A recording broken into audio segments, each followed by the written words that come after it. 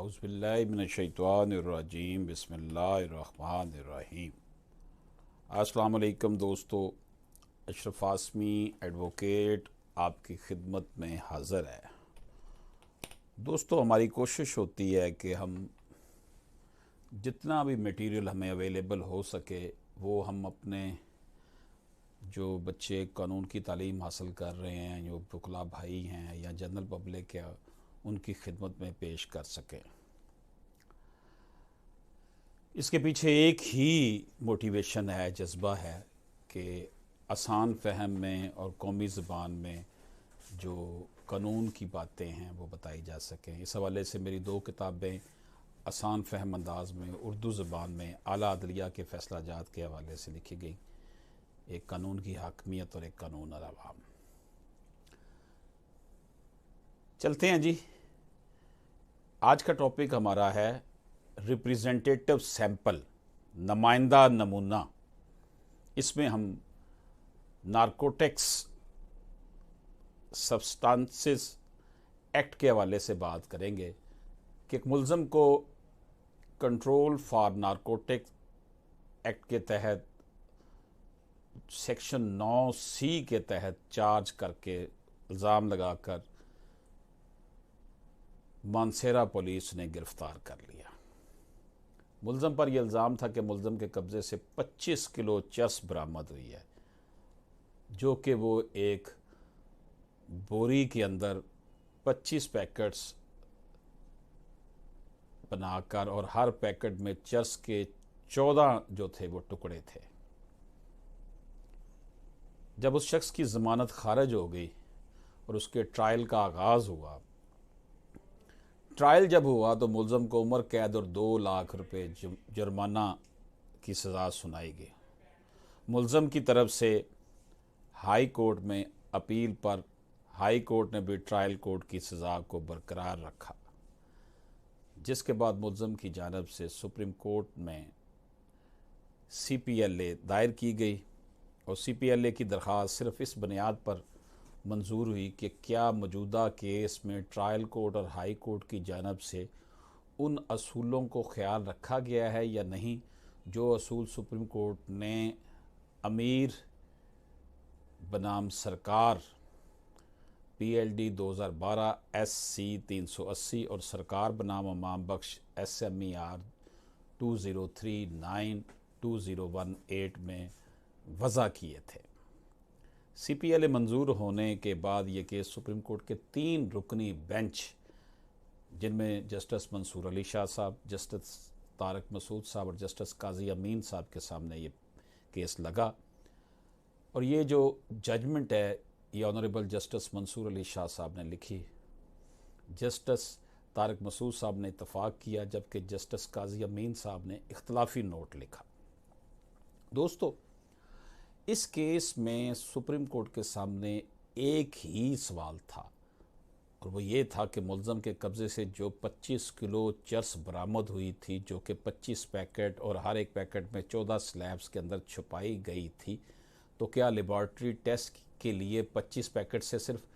25 नमूने काफ़ी हैं या 25 पैकेट्स के अंदर 14 स्लैब में से हर एक स्लैब से अलग अलग, यानी टोटल 350 सैंपल लेबॉर्ट्री टेस्ट के लिए भेजने होंगे। इस केस में सुप्रीम कोर्ट के सामने एक ही सवाल था और वो ये था कि मुलज़म के कब्ज़े से जो 25 किलो चरस बरामद हुई थी, जो कि 25 पैकेट्स और हर एक पैकेट में 14 स्लैब्स के अंदर छुपाई गई थी, तो क्या लेबॉर्ट्री टेस्ट के लिए 25 पैकेट से सिर्फ 25 नमूने काफ़ी हैं या 25 पैकेट्स के अंदर 14 स्लैब में से हर एक स्लैब से अलग अलग, यानी टोटल 350 सैंपल लेबॉर्ट्री टेस्ट के लिए भेजने होंगे। दोस्तों, इस क्वेश्चन को सॉल्व करने के लिए दोनों फ्रीकैन यानी सरकार और मुलज़म की तरफ से बहस सुप्रीम कोर्ट ने सुनी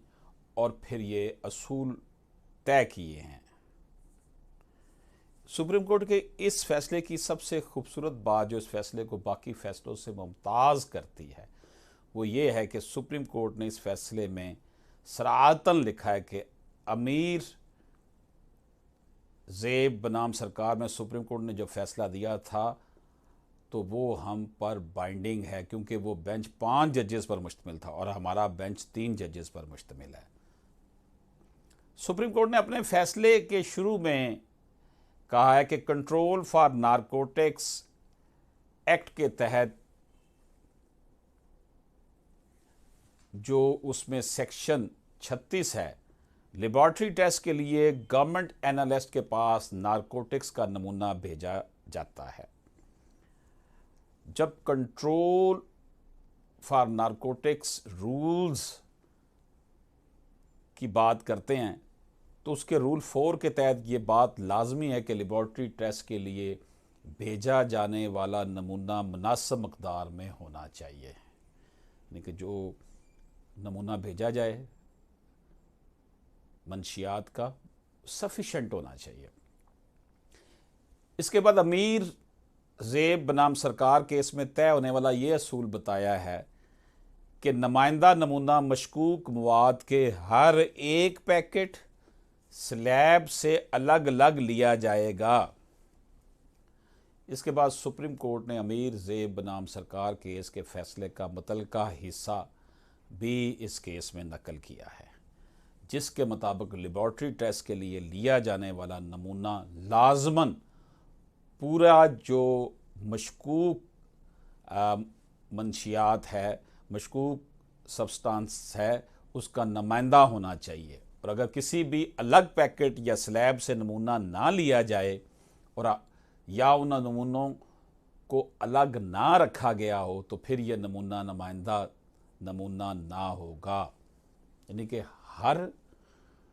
पैकेट हर स्लैब में से सफिशेंट मकदार ली जानी चाहिए थी और उनको फिर लदा रखना था। और अगर ये इसलिए कि नुमाइंदा नमूना नहीं होगा ताकि हर हाल में इंसाफ को मलहूज़े खातर रखा। अगर नहीं लिया ना हर पैकेट हर स्लैब में से तो फिर वह नुमाइंदा नमूना नहीं होगा। सुप्रीम कोर्ट ने करार दिया कि चूंकि मौजूदा केस में हर पैकेट में 14 स्लैब मौजूद थे, जिनमें हर एक पैकेट में से सिर्फ एक स्लैब से नमूना लिया गया है, तो ये नमूना नुमाइंदा नमूना ना है, क्योंकि इस केस में 25 नमूने नहीं बल्कि नुमाइंदा नमूने के लिए 350 नमूने होने चाहिए थे। लेकिन चूंकि 350 की बजाय सिर्फ 25 नमूने लिए गए थे, तो इसी तनासब ने सुप्रीम कोर्ट ने एक स्लैब में मौजूद मकदार जो कि 71 ग्राम बनती है, तो 71 को 25 से ज़रब देकर जिससे टोटल मकदार 1785 ग्राम बनती है, तो इस के बाद सुप्रीम कोर्ट ने 25 किलो की सज़ा यानी उम्र कैद को कम करके सिर्फ 1785 ग्राम की सज़ा को बरकरार रखा और साथ में जुर्माने को भी बरकरार रखा। उसने क्या किया कि जितनी सज़ा बनती है उसने टोटल मकदार ले ली कि जनाब एक स्लैब में मौजूद मकदार जो है वो 71 ग्राम है और 25 से उसको ज़रब देकर उसको उसने 1785 ग्राम की जितनी बनती थी वो दे दी। तो दोस्तों ख़ुलासा ये है कि नुमाइंदा नमूना वो नमूना शुमार होगा जब मशकूक मकदार के हर एक पैकेट और स्लैब से अलग अलग नमूना लिया जाएगा। उन्होंने पैकेट से तो ले लिया लेकिन स्लैब से नहीं लिया, और फिर उसका रिज़ल्ट ये होगा कि जो पैकेट से लिया गया था जितना नमूना उसको उन्होंने फिर माना, और अलग अलग रख कर लेबॉर्ट्री भेजा जाना ज़रूरी है, बसूरत दीगर नमूना नुमाइंदा शुमार ना होगा। इसी हिसाब से सज़ा को कम किया जाएगा। दोस्तों ये डिटेल जजमेंट PLD 2022 SC 281 में आप पढ़ सकते हैं, और ये जो हमने आपकी खिदमत में पेश की इस सिलसिले में बहुत सी वेबसाइट्स पर और सुप्रीम कोर्ट ऑफ पाकिस्तान की वेबसाइट से हमने इसकी मदद ली है। इजाज़त दीजिए, अल्लाह हाफ़िज़।